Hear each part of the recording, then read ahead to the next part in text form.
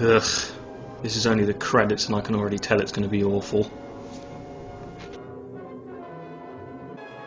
We're given a little scrolly text piece about what's happening and then it begins.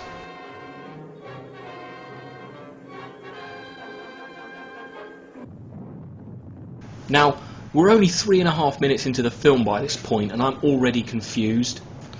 Apparently, loads of nuclear explosions and earthquakes keep going off in the Pacific, and we're meant to believe that.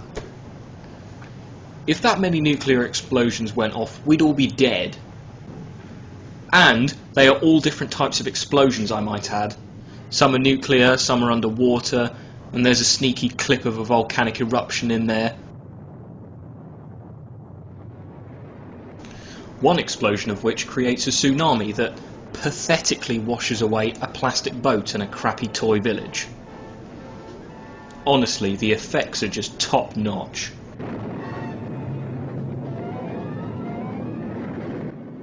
And then, just to make sure that you're completely clueless, for good measure they throw in a random Bible quote.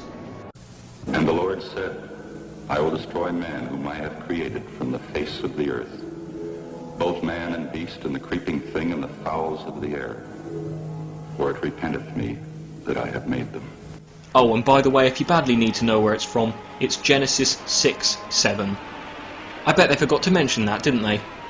Remember to quote your sources, people. Dearie me.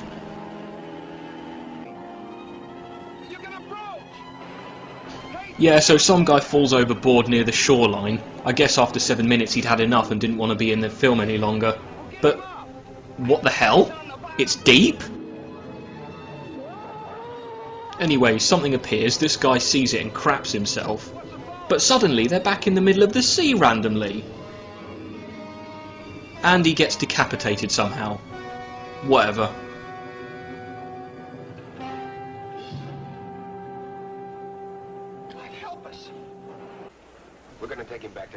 Oh, just in case you didn't care about these people, a guy stands on a cliff and literally explains who they all are and everything we need to know about them in, no word of a lie, 20 seconds. I can even time it for you. Dr. James Carson is a geologist. He'll try to learn what's happening to the soil. The botanist, Jules Devereaux, will examine all the plant life for radiation poisoning. Martha Hunter and Dale Brewer are biologists. He works on land animalism while she takes care of the seafood. Dr. Carl Weigand is a nuclear physicist. He'll collect their findings and relate them to the present theories on the effects of too much radiation. We blow up mountains for the geologist Carson. But this is the second bunch of brains to come out here. What happened to the first? Anyway, because they're on an island, some of the military guys decide to fly back to the mainland and get supplies. But just after they take off, the plane blows up in what has got to be, in all seriousness, no joke, the most pathetic vehicle explosion I have ever seen in my life. It just goes bright, and we're meant to believe it exploded. It could have been glare from the sun on the camera lens for all I know. So yeah, they get over the explosion pretty fast, and they later sit in a cabin reading the notes of the scientists from the missing team and talking bollocks. Having the same composition as that of the common earthworm, but measured 24 inches by 8. With this section as a measure, the worm-like creature would be more than 5 feet in length. Most intriguing is the tissue's consistency. It proved impossible to cut, knives passing through the flesh, leaving no mark. Then there's a couple of minutes of scuba diving for no reason whatsoever than to just waste time.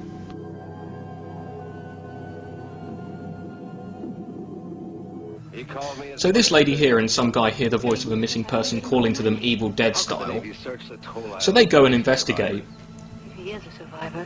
What does that mean? You heard him as well as I? Well, someone could have been imitating his voice. Well, who would do that? I don't know, but I do know that McLean's dead. Maybe, maybe not. I'm going to find out for sure. He tries to abseil down the pit, but then there's an earthquake and he falls down the cliff with an editing style remarkably similar to that of Plan 9 when the gravediggers die. Would it interest you to know that the actual duration of the film is a pitiful 62 minutes? And by the point of the clip I'm showing now, we're already halfway through the film. No, we both hadn't heard it, I'd swear as Well, if they want something to happen, they better get a bloody move on. Finally. Oh, the horror. It's not really worth the wait, to be honest. And then there's another 10 minutes of nothing, and then another laughable death scene. Oh yeah, a guy loses a hand, but it doesn't seem that big of a deal to him, since he doesn't bleed at all, so presumably he's a robot. Then the dumbass gets out of bed to follow a voice. I assume he's over the fact he lost his hand 5 minutes ago. And it would appear that the giant crabs can talk. Random.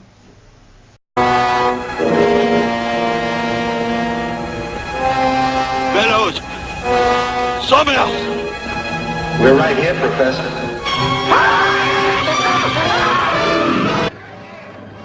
Then finally we get a crab monster. Well, we have to. Because as you can see for yourself, this scene is too dark, and it's fucking impossible to tell what's going on. Oh, it gets blown up.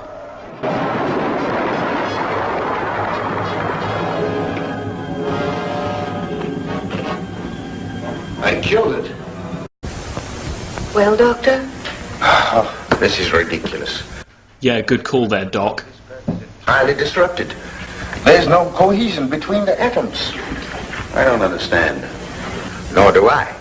Apparently we have one of those biological freaks resulting from an overdose of radiation poisoning. So they work out that the crabs turn to dust when they're hit by electricity. Ashes? The crabs are still in the pitch black. Oh no, hang on a second, they're finally in the light.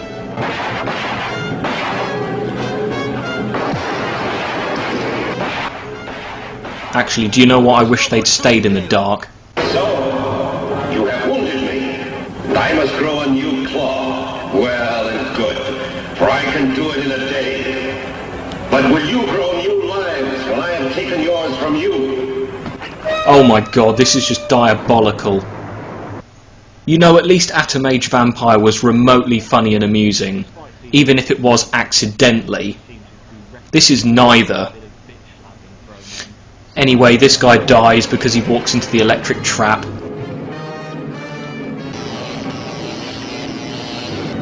You pillock!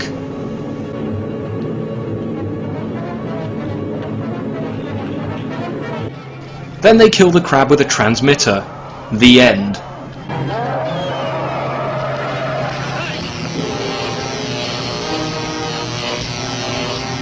He gave his life. I know.